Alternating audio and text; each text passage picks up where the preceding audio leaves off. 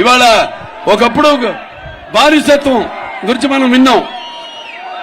ఇవాళ అదే పరిస్థితులు మన రాష్ట్రంలో కూడా తీసుకురావాలని ఈ యొక్క గంజాయి అయితేనేమి, లేకపోతే ఈ యొక్క డ్రగ్స్ ఈ యొక్క సంస్కృతిని మన రాష్ట్రంలో తీసుకొచ్చారని తెలియజేసుకుంటూ, మరి ఈనాడు ప్రజాస్వామ్యంలో ఈనాడు మనకున్న ఏ ఆయుధం ఓటు.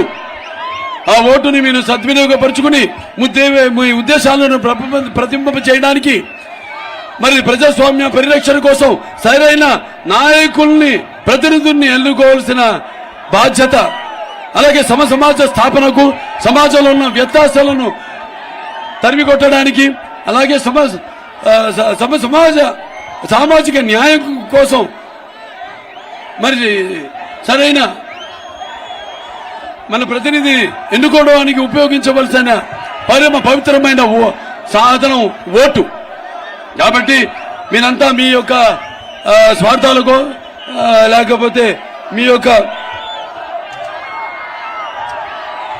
మీరంతా మీ యొక్క స్వార్థాలకు దీన్ని వినియోగించుకోకుండా, మీ వ్యాపకాలకు వినియోగించకుండా ఈ యొక్క ఓటుని మరి ఎక్కడ కొదువు పెట్టకుండా, తాకట్టు పెట్టకుండా మీరంతా సరిగ్గా వినియోగిస్తే మీ ఓటుని మీరు గౌరవించినట్టు అవుతుంది. అలాగే లేకపోతే ప్రజాస్వామ్యాన్ని అంతం చేసినట్టు అవుతుందని మీ అందరికి తెలియజేసుకుంటూ, మరి నాడు మన ఎంపీ అభ్యర్థి అయిన పార్థసారథి గారు ఉన్నారు ఇక్కడ. ఎంతో అనుభవజ్ఞుడు ఆయన. 1994లో ఆయన జడ్పీటీసీ చైర్మన్ గా చేయడం జరిగింది. 1999లో ఆయన ఎంపీగా ఎన్నికవ్వడం జరిగింది. అలాగే 2004లో 2014లో ఆయన శాసనసభ్యుడిగా ఎన్నుకోబడడం జరిగింది. అలాగే ఈ యొక్క ఇప్పుడు హిందూపురం జిల్లా, అదే సత్యసాయిబాబా జిల్లాకి ఆయన తెలుగుదేశం పార్టీ అధ్యక్షుడిగా 16 సంవత్సరాలు ఆయన చేయడం జరిగింది. ఎంతో అనుభవజ్ఞుడు. ఇవాళ మన వాళ్ళని కూడా మన పార్లమెంట్కి పంపవలసిన అవసరం ఎంతైనా ఉంది. ఇవాళ జగన్ ఏమన్నాడు, నాకు 23 ఎంపీలు ఇవ్వండి, కేంద్ర ప్రభుత్వం తల వంచుతానన్నాడు. తల వంచడం కాదు కదా, మనల్ని అందరినీ మన తల వంచేలా చేశాడు ఈ జగన్. మన కందుకుంట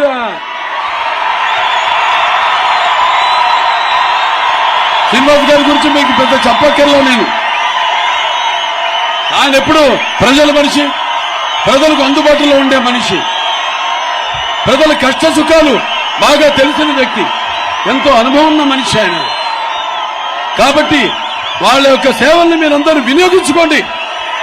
ఆ రాత, మీ తలరాతను మీరే మార్చుకోవాలి మీ ఓటనే ఆయుధంతో. అవతల వాడిని తరిమి కొట్టాలి మీ ఓటనే ఆయుధంతో తెలియజేసుకుంటూ, మరి ఈనాడు కూటమి ఇవాళ అందరం కలిశాము. నేను ఒక్కడే అన్నాడు. మరి ఒక్కడే అంటూ మరి తన తల్లిని చెల్లిని ఇంటి నుంచి తరిమేశాడు. తన బాబాయిని చంపిన నిందితుల్ని కాపాడుతూ తన చెల్లికి ద్రోహం చేశాడు ఈ జగన్. గుర్తుపెట్టుకోండి మీరు. చాలా మంది సలహాదారులు పెట్టుకున్నాడు, సుమారుగా 100 మందిని పెట్టుకున్నాడు. అందరికి జీతాలు ఇస్తున్నాడు, ఒక్కడి సలహా కూడా తీసుకోడు. ఆ చతుష్టయం ఉందో ఒకటి ఆయన చుట్టూ దుష్ట చతుష్టయం. వాళ్ళ పేర్లు వద్దండి మనకి. ఆ పాపం మనం కట్టుకోకూడదు. ఎవరి మాట వినడు. జనం ధనాన్ని నీలప్రాయంగా అప్పులు చేసి మరి మీరు గుర్తుపెట్టుకోండి. ABCDE ఏదైతే ఈ బీసీ వర్గీకరణ ఉందో, ముస్లిం సోదరి మనందరికీ చెప్తున్నాను, మీరందరూ ఈ కింద వస్తారు. BCE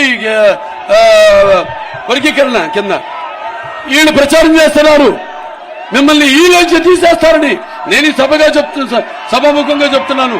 అటువంటిది జరగనివ్వమని, అది జరిగేది కాదని జరపమని మీ అందరికీ నేను తెలియజేసుకుంటున్నాను. అలాగే ఈ యొక్క 40-57 దాటిన బీసీలకి పెన్షన్ ప్రకటించడం జరిగింది. 50 ఏళ్లు దాటిన బీసీలందరూ కూడా అది తప్పకుండా అది కూడా తీసేస్తారు అది ఇది అని చెప్తున్నారు. వీళ్ళ కళ్ళ కబుర్లకు మీరు మోసపోకండి, వాళ్ళ భ్రమలో పడకండి. అన్ని సవ్యంగానే జరుగుతాయి అనుకోండి. ఎందుకంటే ఇవాళ రేపు ఈయన చేసిన ఏదైతే 12,50,000 కోట్ల రూపాయలు అప్పుందో అది తీర్చేది ఎవరు? మీరే. రేపు మళ్ళీ వచ్చాడనుకోండి పొరపాటున అంతే, ధరలు పెంచేస్తాడు, పన్నుల మీద పన్నులేస్తాడు. ఇప్పటికే అన్నిటి మీద పన్నేసి బాధుడే బాధుడు. ఇదేం కర్మని మన ప్రతి ఒక్కరూ తల మీద చేతులు పెట్టుకుని చూస్తూ చేసేదేమి లెక్క దిక్కు తోచని పరిస్థితుల్లో ఉన్నాం. కాబట్టి మీరందరూ గుర్తుపెట్టుకోండి, రేపు రానున్న ఎన్నికల రణరంగంలో మీరంతా కూడా ఈ రక్తానికి జాతి లేదు, మాంసానికి రక్తానికి జాతి లేదు, మాంసానికి కులం లేదు, చర్మానికి మతం లేదు అన్న ఏదైతే మనమంతా కలిసి మెలుస్తున్నామో అలాగే ఈ పోరాటంలో అందరూ కూడా ఈ కులాలు, మతాలు, వర్గాలు, వర్ణాలు అన్ని కూడా పక్కకు పెట్టి అందరం పిడికిలు బిగించాలి. కలిసి తెలుగుదేశాన్ని మరియు కూటమి అభ్యర్థులందరినీ కూడా గెలిపించాలని సభాముఖంగా మేము తెలియజేసుకుంటూ నేను సెలవు తీసుకుంటున్నాను. జై తెలుగుదేశం, జై తెలుగుదేశం, జై తెలుగుదేశం, జై కూటమి, జై కూటమి, జై కూటమి.